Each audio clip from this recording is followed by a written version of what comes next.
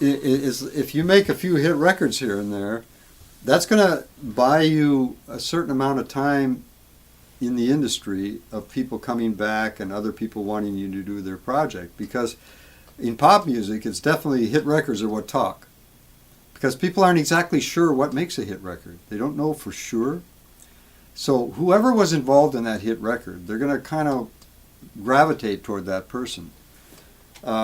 If you don't have another hit record for a few years, they might walk away from you.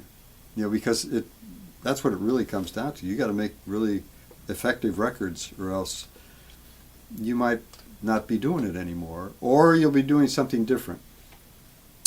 Because there's also the audiophile area of the business.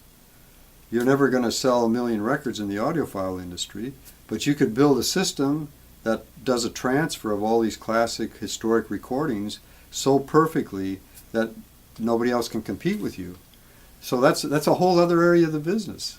You know, it's just trying to get a faithful reproduction on, say, vinyl or even on a CD of some of these historic recordings, classical, jazz, even pop, doesn't matter what it is. So there's a lot of things about this. You know, there's the tools you're working with. Sometimes those are a limitation of the engineer. You have to have good equipment around you, and you have to have the tools that help you manipulate the sound and take it where you want to take it. So, I mean, we find ourselves from various times in our careers thinking, well, gee, you know, it would be better, you know, there's really something that I can't get out of this recording that I'd like to get out of the recording. And you kind of have a hunch of what it would be. And then somebody will develop a piece of equipment and you go, wow, I think this thing could do it. You know, you have to experiment. You have to keep, you know, trying out different equipment, comparing it to what you have, see if it does a better job than what you have. Part of the whole responsibility of being a mastering engineer is having the right equipment around you.